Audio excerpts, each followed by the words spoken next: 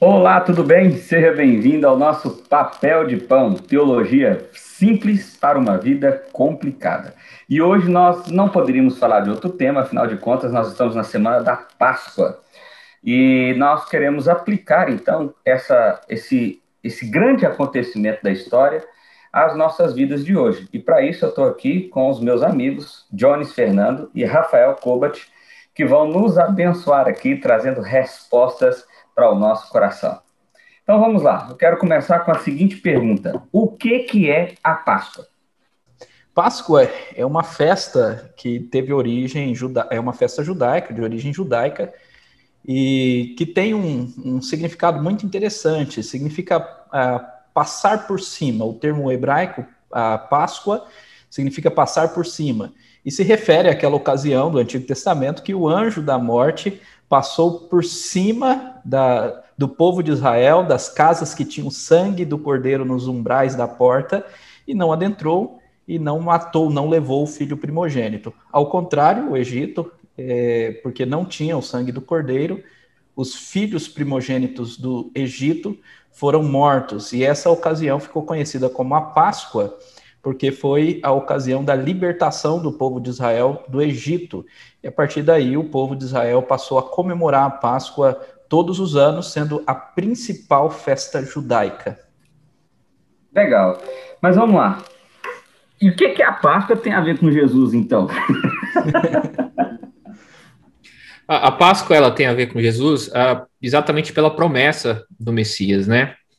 É aquele que viria exatamente para resgatar ou salvar o povo da morte. Como o anjo da morte passou e dizimou o Egito, inclusive matando os primogênitos, né? Essa ideia do mais velho morrer. Isso ficou marcado. O cordeiro sacrificado e o sangue passado nos umbrais é uma representação do próprio Cristo. E Cristo foi aquele cordeiro. É o cordeiro que morreu por nós. E o sangue derramado, passado... Eu falava, inclusive, para as criancinhas isso, né? Quando eu ensinava. O sangue de Jesus Cristo é o sangue do cordeiro passado na portinha do seu coração. Né? Que aí o anjo da morte não passaria sobre você. Né? Você não morreria mais. A morte foi vencida. Então, quando a gente fala de Páscoa, nós estamos falando do anjo da morte passando sobre nós e não atingindo o povo de Deus. Jesus Cristo é aquele cordeiro que tem o sangue derramado para que a morte seja vencida, ou para que a morte não seja aplicada naqueles que são de Jesus Cristo, daqueles que fazem parte do povo de Deus. Legal, legal. Eu gosto de uma explicação. Posso? Manda ver, Jones, manda ver. Eu gosto de uma explicação do Tim Keller. Eu não sei qual livro, eu já li tantos livros, eu acho que é dos deuses falsos dele, que ele trabalha aquela exposição de Abraão, sacrifício de Isaac, eu acho que é deuses falsos mesmo. E ele trabalha essa questão do filho primogênito. O filho primogênito, ele herdava do pai 50% dos bens, e o restante dos bens ficava para os outros filhos, porque o filho receberia a dívida. E se nós pensarmos a nossa relação com Deus, que dívida nós temos com Deus? Né? A dívida que nós temos com Deus é dívida de morte, por causa do pecado. O salário do pecado é a morte. E então, para que a nossa dívida seja paga para com Deus, o primogênito tem que morrer. Agora pergunta, por que os nossos primogênitos não morrem? Por que os primogênitos do povo de Israel não morreram quando o anjo da morte passou? Simplesmente porque o unigênito Filho de Deus morreu em seu lugar. Então essa é uma representação extraordinária da Páscoa, né? Cristo, o unigênito Filho de Deus, morrendo no lugar dos nossos primogênitos. É fantástico.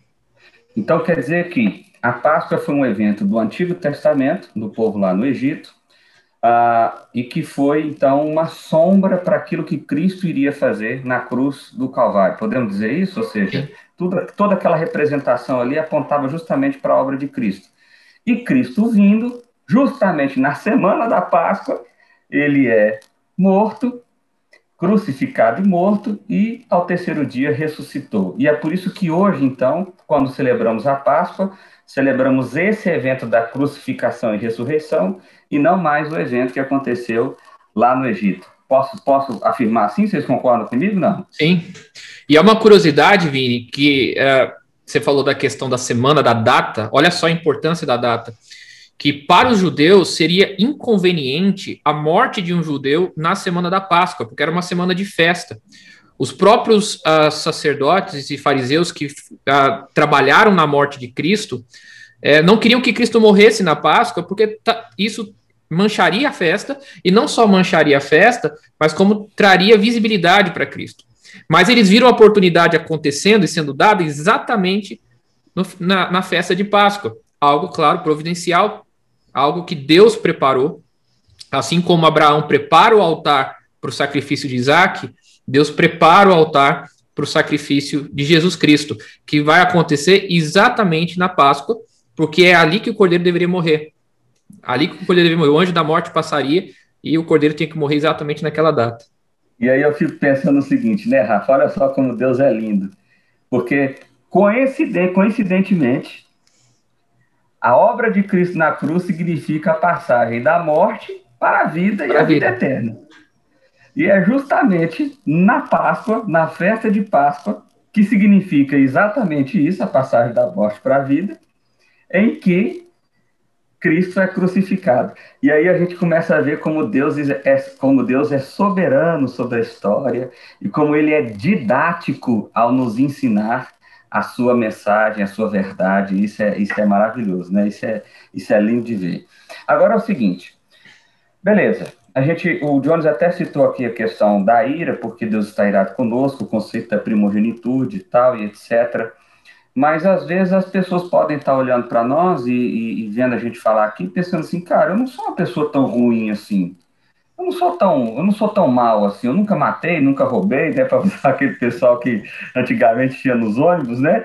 Nunca matei, nunca roubei, estou aqui só vendendo a balinha. Então, a pergunta é a seguinte, eu estou aqui só tentando sobreviver, eu sou o cara do bem. Por que Deus está irado comigo? E aí, Jones? Por que Deus está irado com a gente? Eu sei, é o pecado, mas eu queria que você fosse mais claro, assim, nesse sentido. Tá bom, mais claro. A gente teve um episódio que a gente comentou sobre esse fato de Deus estar irado conosco, né? Porque hoje em dia as pessoas não gostam muito disso. Eu lembro que a gente estava falando uma oportunidade aqui sobre ideologia de gênero e começamos a divulgar nos colégios. E em um dos colégios, alguém pegou o cartaz e escreveu Deus não odeia. E aí o palestrante encontrou esse cartaz e trouxe para nós. Deus não odeia, né? De fato, as pessoas não conseguem ver o motivo de Deus estar irado. Por que Deus está irado? Sim, é por causa do pecado, mas nós precisamos compreender mais o que é o pecado, né? Eu já comentei num episódio anterior que o pecado é essa afronta, essa ofensa contra a glória de Deus. É quando o homem se rebela com Deus, quer ser o seu próprio Deus, e tira a harmonia da criação, a shalom da criação. E por isso que é muito grande a afronta, porque a glória de Deus é infinita, Deus é eterno, a glória de Deus é a coisa mais valiosa e preciosa de todo o universo, o seu nome, quem Deus é, o seu caráter. E quando nós afrontamos, então, aquilo que é eterno, glorioso e perfeito, a nossa ofensa é eterna. E as pessoas que falam, eu nunca matei, nunca roubei, não conseguem compreender que se elas não fazem essas coisas, já é graça de Deus. Deus já está operando na vida delas, porque se nós somos deixados a nossa livre, espontânea vontade, sendo nós o nosso próprio Deus, nós vamos viver uma vida totalmente depravada. É a humanidade em seu caos total, né?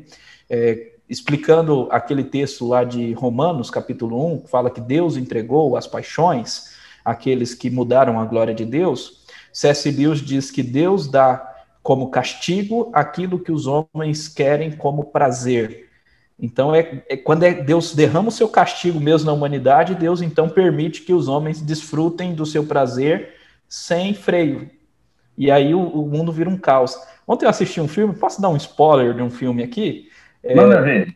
Mulher Maravilha, 1984. 84. Fantástico esse filme. É fantástico esse filme. E 1984 eu acho que é uma referência a George Orwell. Não sei se é de fato, mas parece muito o escrito de George Orwell.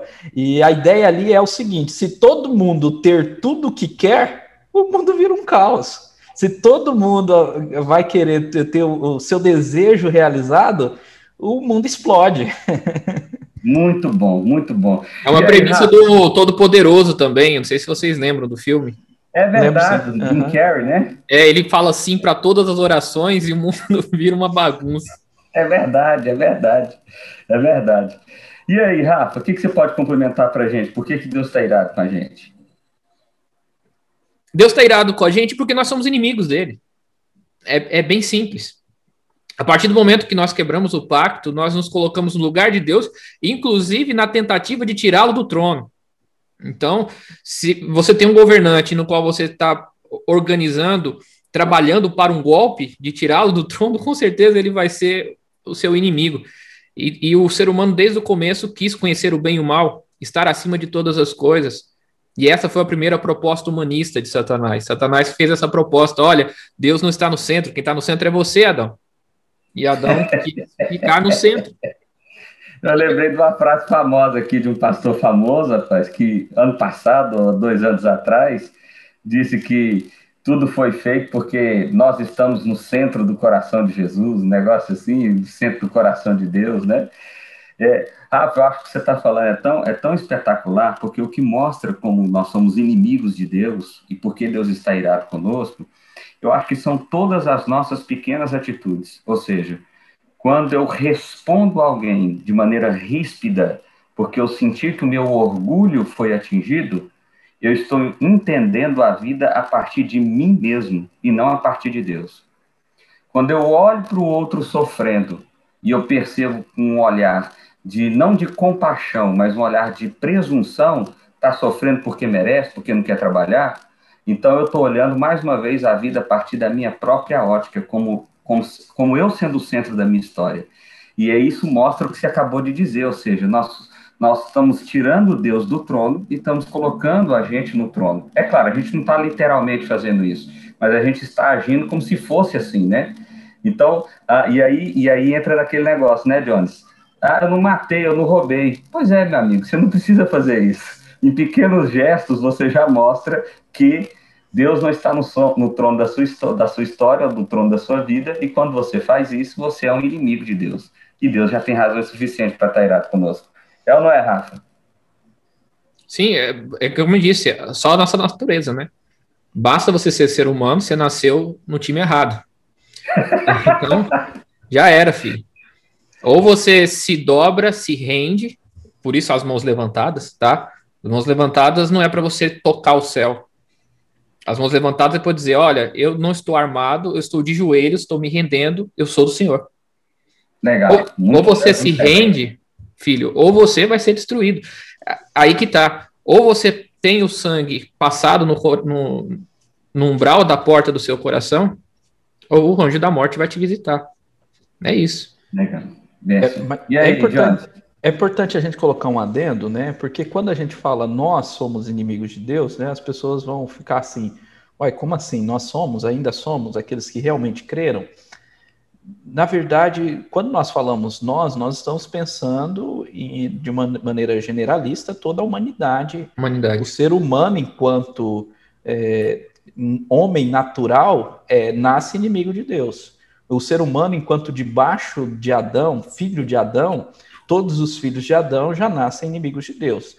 Agora, claro, aqueles que estão em Cristo Jesus são uma nova criação.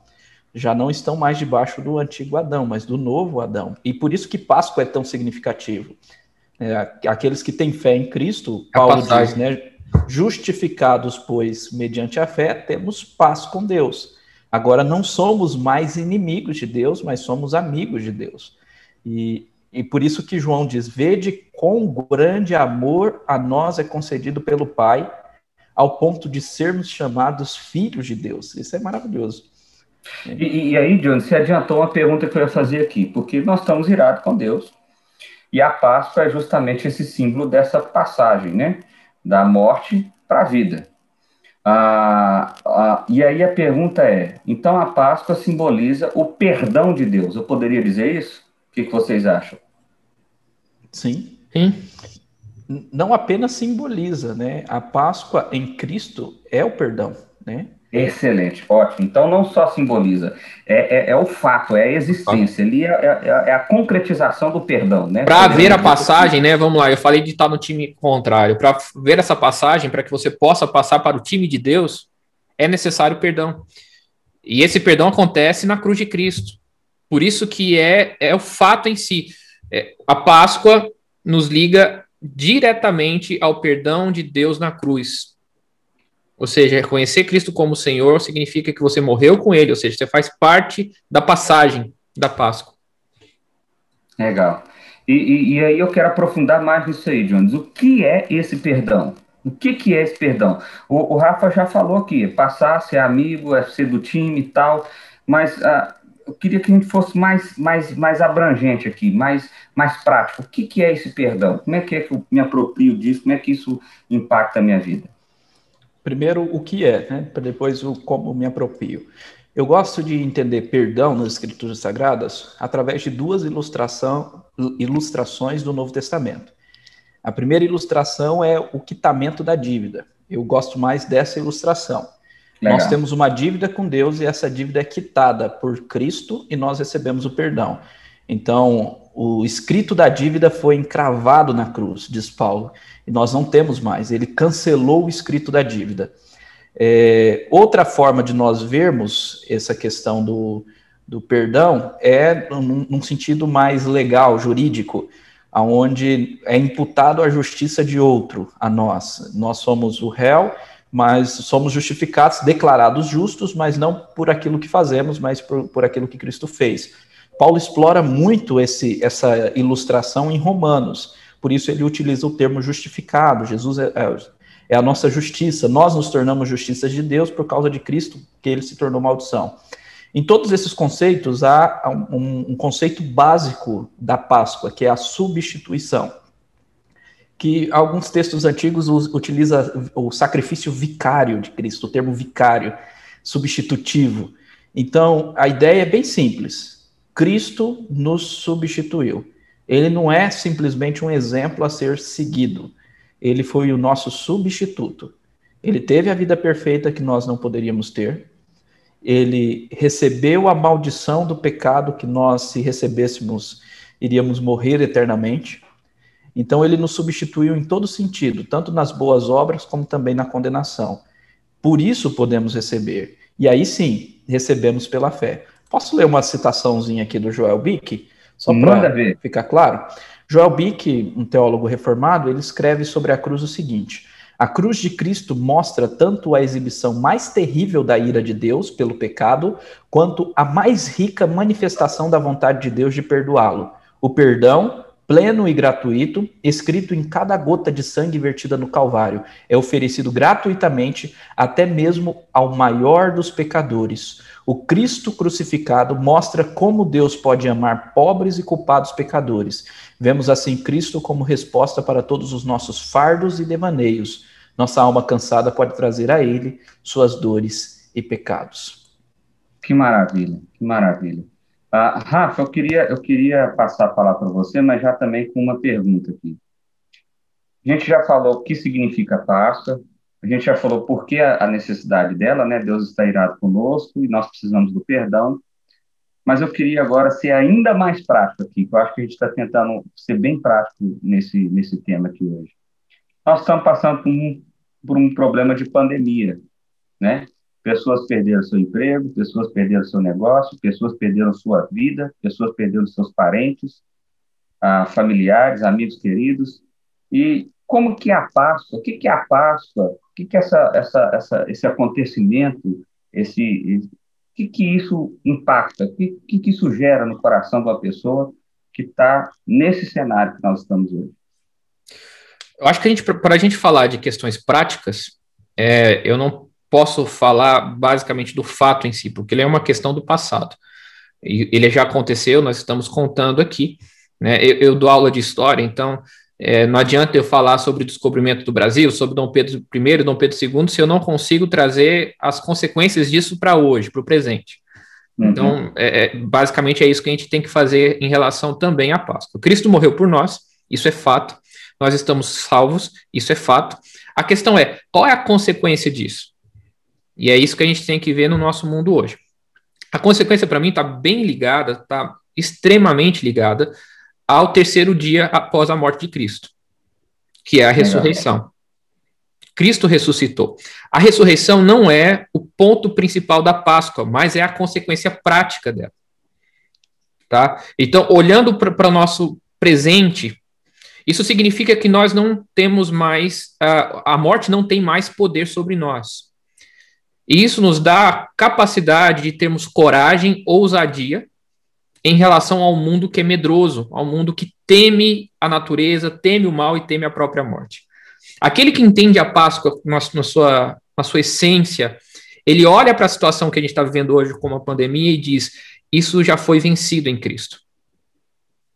Eu não tenho medo, eu posso ter cautela, eu posso ter consciência, eu posso ter equilíbrio em tudo que for falado e pensado, mas medo eu não vou ter. O medo não me domina mais. Até porque o meu futuro está garantido. O meu futuro em Cristo está garantido. Então, tanto o meu presente, que me dá a certeza de que eu já estou vivo em Cristo, quanto o meu futuro na ressurreição final, né, na volta de Cristo, são coisas garantidas pela Páscoa. E é isso que me faz ser uma pessoa completamente diferente das demais. A igreja, ela se destaca por isso, porque ela tem ousadia de enfrentar o mal desse mundo, não aceitar a injustiça, não tem rabo preso com esse mundo, né? E não tem medo da morte. Que legal, que legal. E aí, Jones? Eu queria comentar essa fala do Rafa, né? Isso é o ideal, né? A igreja de fato não tem medo da morte. Mas vocês têm observado quanto as pessoas da nossa época, cristãos, né, têm estado com medo da morte? Né? Como que essa pandemia tem afetado?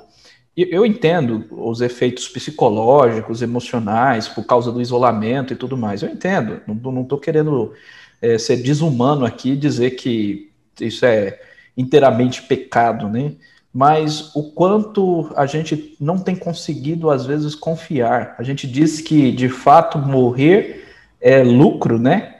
Viver com Cristo é lucro, é promoção, mas a gente faz um esforço tremendo no nosso coração e na nossa mente para tentar negar isso, através da forma que nós nos portamos numa pandemia. Então, de fato, a gente precisa trazer a Páscoa para a realidade. A Páscoa é a certeza que nós ressuscitaremos com Cristo, todos aqueles que nele crê, né? Nós nos apropriamos da Páscoa através da fé. E todos aqueles que Cristo é o seu Senhor. Talvez uma aplicação legal, Vini, é uma aplicação da antiga Páscoa, da Páscoa judaica, que os judeus, eles tinham que fazer os pães deles sem fermento. Por quê? Porque a libertação viria de repente, então eles não poderiam esperar o pão levedar. Era uma afronta contra o Senhor, esperar o pão levedar para poder depois sair. Nós já somos libertos em Cristo, nós temos Cristo que é a nossa Páscoa, mas muitas vezes a gente está esperando o pão levedar. A gente está preocupado com fermento. A gente não entende que o mais importante é a libertação em Cristo. E o nosso foco deve ser isso. A nossa vida deve girar em torno disso. Nós fomos criados para centralizar a nossa vida no Evangelho e no Senhor Jesus Cristo. E não nas coisas do mundo. Eu ouvindo vocês falarem aí, eu fiquei pensando aqui, no meu coração, não vou dizer o exemplo de ninguém, não, no meu coração, porque esses últimos dias eu tenho andado desanimado, talvez frustrado, porque alguns planos tiveram que, como tantas outras pessoas, né, que planejaram, que achavam que a coisa iria andar, que achavam que a coisa ia, e de repente tem sido rodeado de tanta dor, né, nos grupos de pastores que nós somos envolvidos, todos os dias algum pastor do Brasil está morrendo, e eu estou dizendo isso só do nosso cenário presbiteriano, não estou nem dizendo de outras denominações, né? E tantas outras pessoas falecendo e perdendo a vida e coisa nesse sentido. E como é maravilhoso ouvir o que vocês estão dizendo aqui, porque eu acho que falta a gente se apropriar dessa realidade, entendeu, Jones?